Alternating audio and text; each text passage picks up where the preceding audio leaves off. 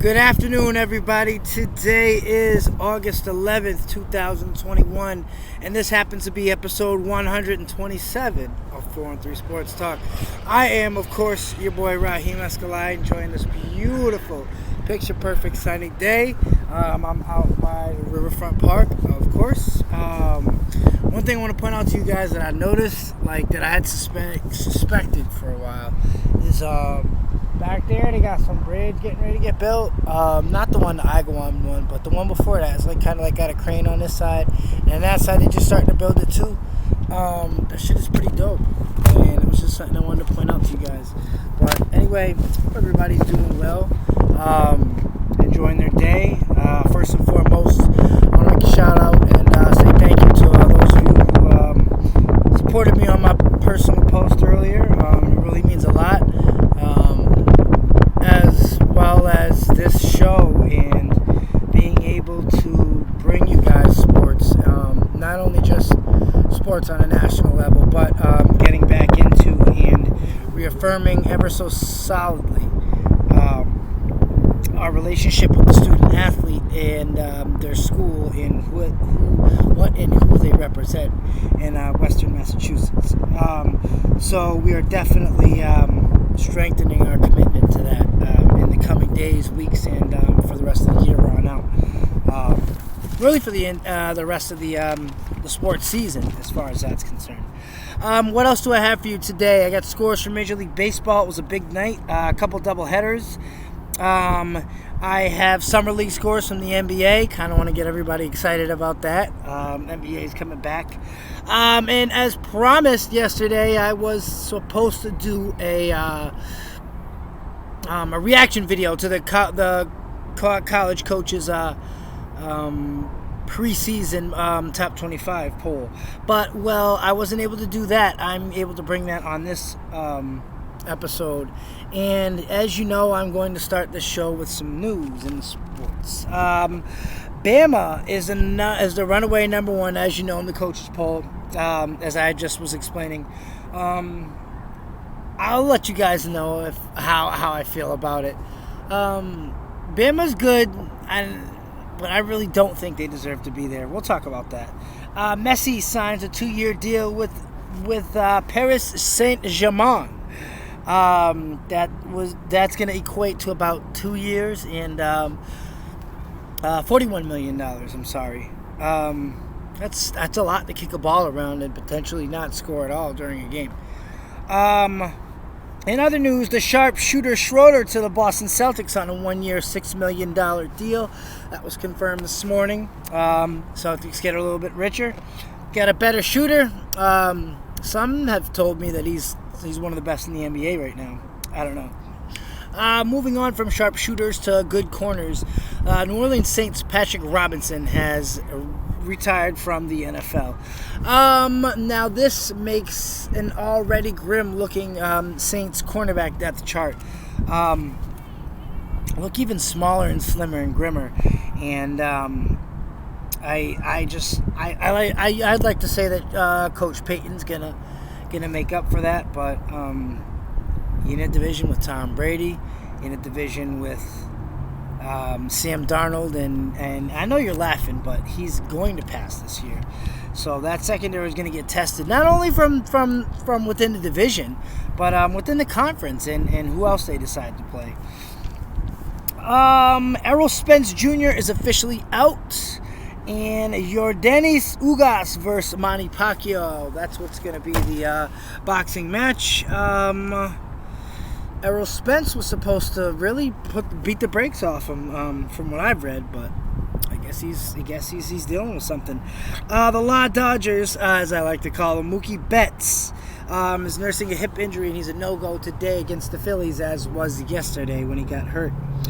Ashley Johnson, she wins the Olympic gold, and her mission to bring diversity to aquatic sports is something that needs to be looked at, honestly.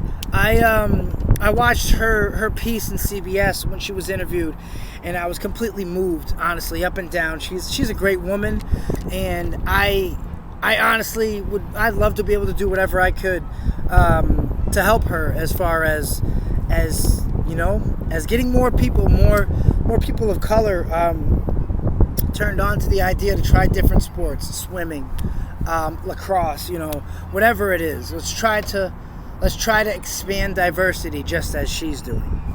The NFL preseason week 1 starts tomorrow. I will have at some point tonight a list of matchups and important games in week 1 that I think you don't want to miss if you're a football fan, including the much anticipated debut of Jacksonville Jaguars quarterback Trevor Lawrence. At least I'm really anticipating seeing it. Anyway, let's get into the show. First, we're going to start off with scores from the NBA Summer League. Hawks over the Pacers by a point, 84-83. Boston Celtics whoop on the Denver Nuggets, 107-82. Bulls over the Spurs, 92-89. And that is all for the NBA Summer League scores that I have. Moving on to scores from the Major League Baseball. For the doubleheader of the first game, Milwaukee Brewers over the Cubs in 7 innings, 4-2. In the second game, the Cubs and the Brewers. Milwaukee won that one as well, 6-3 in 7 innings. Angels over the Jays, 6-3. Detroit over Baltimore, 9-7. Los Angeles Dodgers beat the Phillies 5-zip. That's the game I was talking about in which Mookie Betts didn't play. St. Louis 4, Pittsburgh 1. Oakland 4, Cleveland 3. Tampa Bay whoops on my Red Sox, 8-4. Washington 3, Mets 1. Atlanta 3, Cincinnati 0. Right now, the Washington Nationals and Mets game is postponed, and I will bring that back to you later on as a status on why this game was postponed. Twins over the White Sox 4-3. Houston blanks the Rockies 5-0. We have the Royals over the Yanks 8-4. Giants beat the Diamondbacks 8-7. And San Diego ends up holding off Miami 6-5. Where Texas finally in 10 innings beats Seattle 5-4. Now moving on to that NFL piece I had. This one I call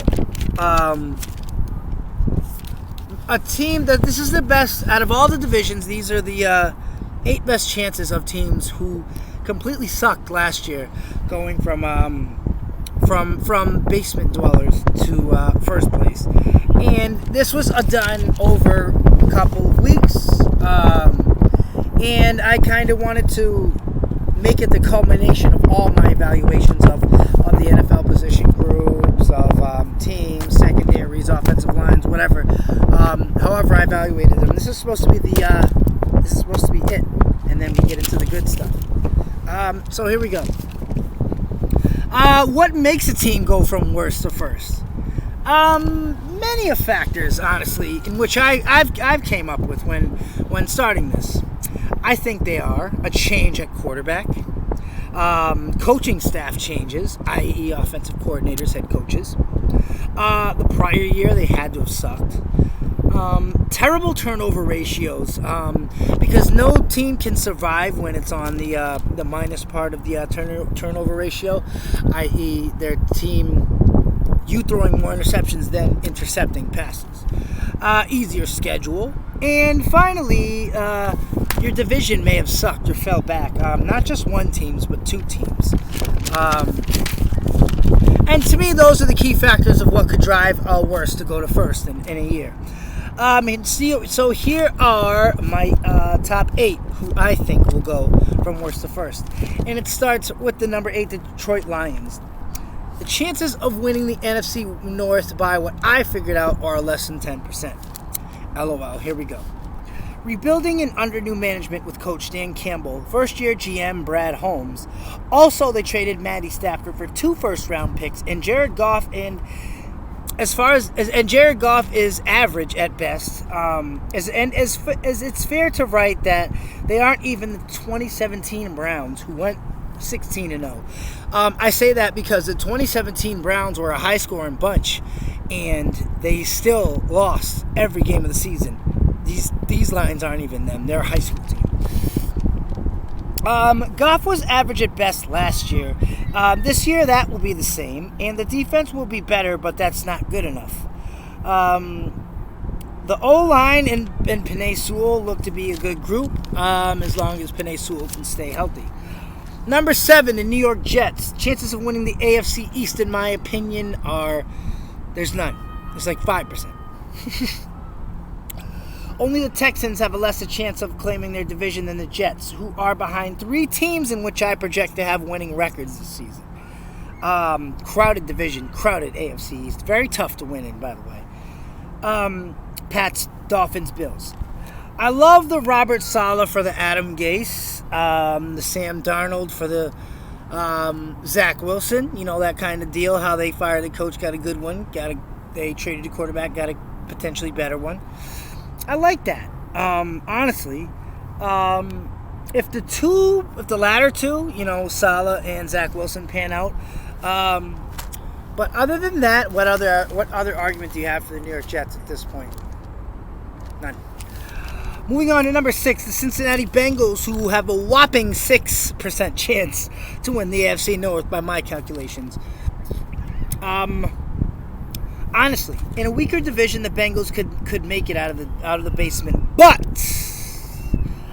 they aren't. And when healthy, they are a 4-12 kind of team at best. If the Ravens or Steelers or Browns ever fall, then maybe another 3 teams in which I predict to have winning records as well. The latter of that might be the Ravens. They might be the suckiest. But anyway, to me what sucks is that Joe Burrow hasn't really panned out as far as this camp's concerned. You haven't really heard any stories about it. Oh, he's getting it. He's making extreme strides. He had 1,000 and some passing yards until he fucked up his knee. Darn, the hot dog guy's gone. Shit. Mistakes right there. So there hasn't been much good buzz around Joe Burrow come training camp. So I don't think that there's going to be any drastic change positively for the Cincinnati Bengals, sitting at number 6. Now it goes up. Denver Broncos have an 11% chance to win the AFC West. Now you guys remember who's in the AFC West, by the way, so don't get mad. Speaking on what stands in the way of an unlikely title, any conversation about the Denver Broncos winning the AFC West would seemingly start and end with Patrick Mahomes, who's gone 38-8 as a starter, led the Chiefs to 3 consecutive division titles, and projected to do the same this year in my eyes, as well as many others. Broncos don't stand a chance, and the rebuilding process has started. Who knows where it's going to end? Who knows when it's going to end? But it's definitely started, and they have nothing on the Chiefs. Nothing. Number 4 is a team with a little bit more optimism, the Atlanta Falcons. They have a 4% chance of winning the NFC South at 4-12. 96% of that is going to Tom Brady, by the way. The only team on this list to get a full 2020 season from their quarterback, and expects to start the same guy in 2021. I'm not a GM, but I'm not sure if that was the right move. There are other parts of this team that need to show improvement. Coaching. Counting on Arthur Smith to produce high-efficiency attack with defensive coordinator Dean Pease to clean up the pieces and win ball games. I think that's a big ask of any man coaching a team like that. Kyle Pitts is going to get his catches. He's going to have his yards. He's going to have his great games. He's also going to be injured. I doubt Kyle Pitts starts 16 games, but I do believe he's going to be effective. Number 3, the Philadelphia Eagles. They have an 11.7% to win the NFC East, of which I think the Washington football team is going to take care of. I said in earlier episodes these Eagles will be better, but how much better in 2021? A consistent quarterback? They need it. A better defensive line? They got it. Now they just need a tight end. They just need a consistent offensive line. As you know, the Philadelphia Eagles had the most different starting combinations of any offensive line group. You remember that from me covering my my group of offensive lines when I broke down the entire league. Anyway, Philly's got a long shot to do something. and what they're going to do as a team is going to be determined on Mr. Jalen Hurts and the type of year he has. Number 2, the San Francisco 49ers, a whopping 35% chance to win the NFC West. Now, this might be a big ask of them, but of all the teams that I have on this list, the San Francisco 49ers are the best equipped to make that turnaround. And I say simply because it's a team that fits the criteria to a T. It would be the 49ers. They have a very good all-around team, which could dominate for years. Offensive line, Trent Williams. Halfback, Raheem Mostert. They just brought in a promising rookie as well. Now, if Jimmy G goes down and coupled with the healthier team that they would have when turning it over to, let's say, Trey Lance versus the bullshit they had last year, which was C.J. Beathard and Nick Mullins, I think that San Francisco still is successful. I think the defense is good enough to carry this team, and I think Trey Lance, from all accounts, is going to be the next big thing. Moving on to the number 1 team, who I think, though they have a low chance to win their division, is the best chance to go from worst to first.